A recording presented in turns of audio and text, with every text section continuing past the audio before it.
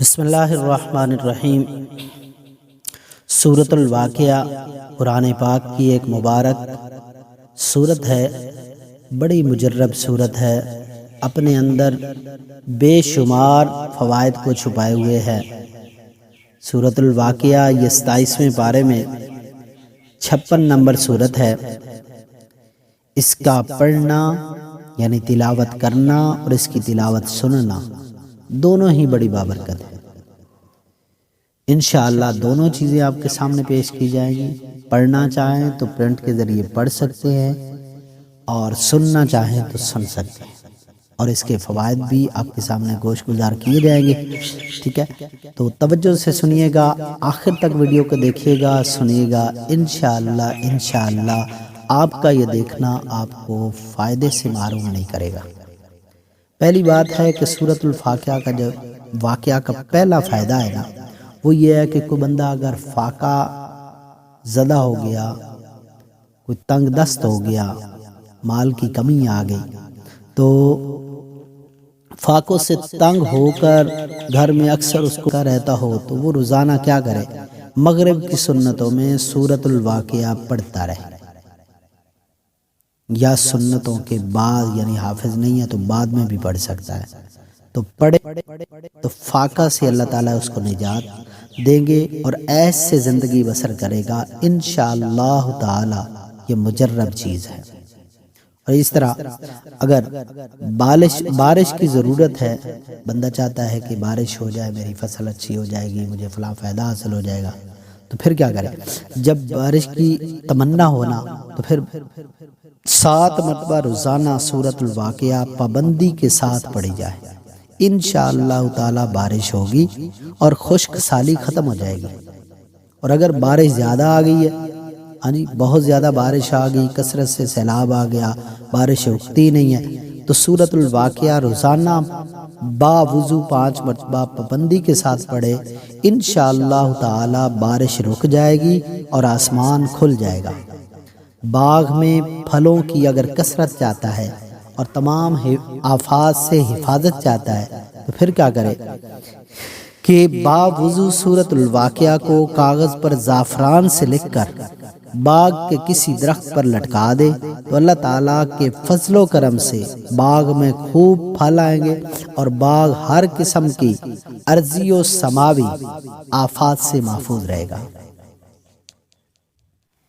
اعوذ باللہ من الشیطان الرجیم، بسم اللہ الرحمن الرحیم۔ اذا وقعت الواقعہ لیس لوقعتها کاذبہ خافضۃ رافعہ اذا رجت الارض رجا وبست الجبال بسا فكانت هباء منبثا وكنتم أزواجا ثلاثة فأصحاب الميمنة ما أصحاب الميمنة وأصحاب المشأمة ما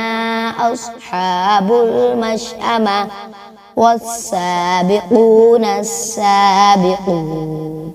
أولئك المقربون في جنات النعيم ثلة من الأولين وقليل من الآخرين على سرر موضونة متكئين عليها متقابلين يطوف عليهم بلدان مخلدون بأكواب وأباريق وكأس من معين لا يصدعون عنها ولا ينزفون وفاكهة مما يتخيرون ولحم طير مما يشتهون وحور عين كأمثال اللؤلؤ المكنون جزاء بما كانوا يعملون لا يسمعون فيها لغوا ولا تأثيما إلا قيلا سلاما سلاما وأصحاب اليمين ما أصحاب اليمين في سدر مقضود وطلح منضود وظل ممدود وماء مسكوب وفاكهة كثيرة لا مقطوعة ولا ممنوعة وفرش مرفوعة إنا أنشأناهن إنشاء فجعلناهن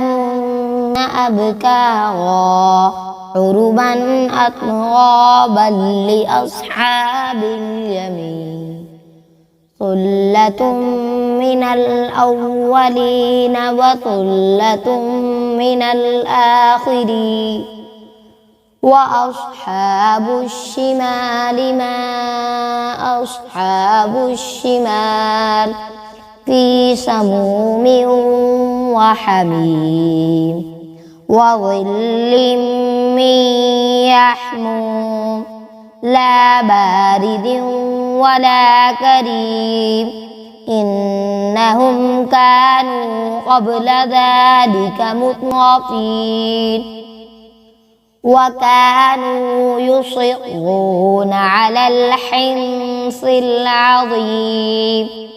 وكانوا يقولون أإذا متنا وكنا ترابا وعظاما أإنا لمبعوثون أو آباؤنا الأولون قل إن الأولين والآخرين لمجموعون إلى ميقات يوم معلوم ثم إنكم أيها الضالون المكذبون لآكلون من شجر من زقوم فمالئون منها البطون فشاربون عليه من الحميم فشاربون شرب الهيم هذا نزلهم يوم الدين نحن خلقناكم فلولا تصدقون أفرأيتم ما تمنون أأنتم تخلقونه أم نحن الخالقون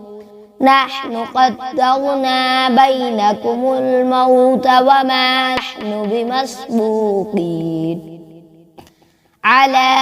أن نبدل أمثالكم وننشئكم فيما لا تعلمون ولقد علمتم النشأة الأولى فلولا تذكرون أفرأيتم ما تحرثون أأنتم تزرعونه أم نحن الزارعون لو نشاء لجعلناه حطاما فظلتم تفكهون إنا لمغرمون بل نحن محرومون أفرأيتم الماء الذي تشربون أأنتم أنزلتموه من المزن أم نحن المنزلون لو نشاء جعلناه أجاجا فلولا تشكرون أفرأيتم النار التي تورون أأنتم أنشأتم شجرتها أم نحن المنشئون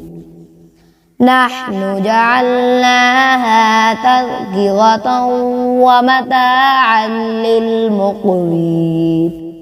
فسبح باسم ربك العظيم فلا أقسم بمواقع النجوم وإنه لقسم لو تعلمون عظيم إنه لقرآن كريم في كتاب مكنون لا يمسه إلا المطهرون تنزيل من رب العالمين أفبهذا الحديث أنتم مدهنون وتجعلون رزقكم أنكم تكذبون فلولا إذا بلغت الحلقوم وأنتم حينئذ تنظرون ونحن أقرب إليه منكم ولكن لا تبصرون فلولا إن كنتم غير مدينين ترجعونها إن كنتم صادقين فأما إن كان من المقربين فروح وريحان وجنة نعيم وأما إن كان من أصحاب اليمين فسلام لك من أصحاب اليمين وأما إن كان من المكذبين الضالين فنزل من حميم وتصلية جحيم إن هذا لهو الحق اليقين فسبح باسم ربك العظيم